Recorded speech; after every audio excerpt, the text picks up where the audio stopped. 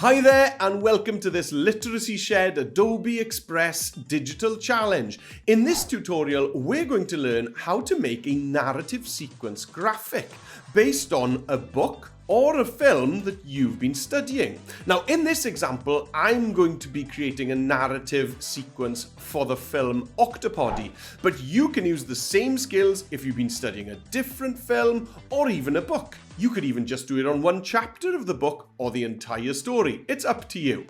Now, if you need free Adobe Express accounts for your school, just follow the link that's at the bottom of the screen right now.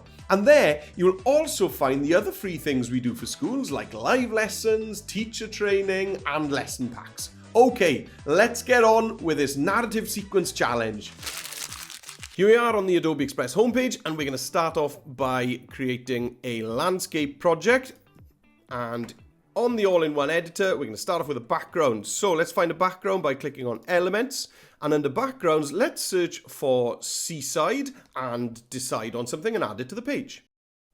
For each step in our narrative sequence, we're going to need a placeholder. So under the Design Assets, search for notepaper and then find and add the notepaper that you like. I've broken the Octopody narrative down into 7 steps, so duplicate your notepaper so that you've got one piece for each step of your narrative. Once you've got the right number of notepapers, then move them around, check the spacing, and maybe rotate them a little bit so that it looks a bit more interesting. Next, go back to the Design Assets and search for an arrow that you can join the first notepaper to the second notepaper. Once you're happy with the first arrow, duplicate it for all the other pieces of notepaper, and remember that you can use the flip horizontal and flip vertical if you'd like them to look a little different. Now add a text box to the first piece of notepaper describing the first step in your narrative sequence. Try and keep this text to the bottom third of the notepaper because we're going to need some images on the top section. Now's a good time to think about things like line spacing and choose a font as well. Now that your first text box is ready, duplicate it to all the other pieces of notepaper and just change the text to each one of the steps. Hey, I hope you're having fun so far. Now then, teachers, if you'd like a printable PDF mapping these skills to the NCCE Teach Computing curriculum, just follow the link that's at the bottom of the screen right now and we'll send that straight over to you. Okay, back to the challenge. The narrative sequence steps are all in place. Now let's move on to the really fun part where we show these with pictures. Now for this bit, we're going to go into Elements and we're going to use icons. So the first one is the pink octopus and the orange octopus are in love. So let's just search for love, first of all, in there. And let's bring in a lovely heart. And next, I'm going to search for octopus.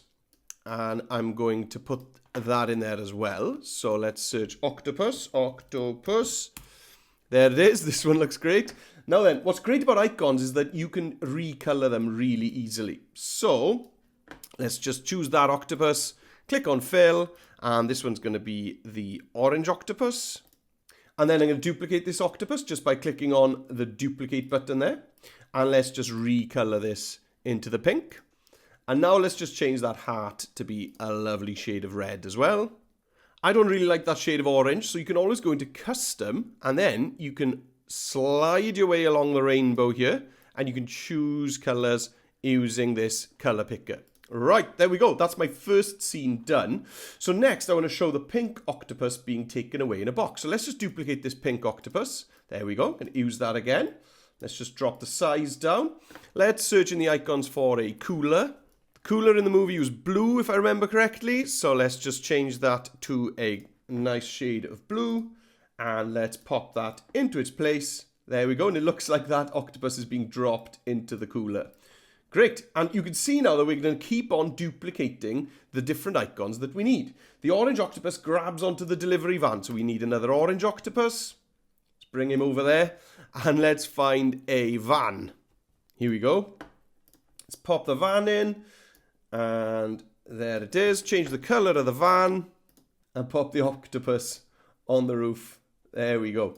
Now then, I prefer the octopus to be in front of the van, so you can use your layer stack over here to drag your layers to decide what goes where. Right, I'm going to carry on now, adding icons and duplicating the ones that I want to reuse so that I've got all of my steps of the narrative sequence built up.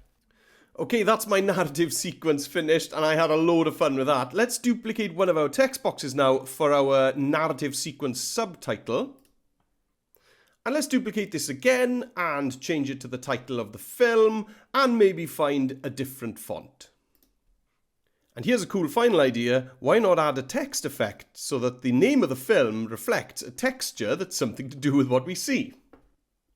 There we go. Well, they look amazing and maybe a little bit terrifying as well.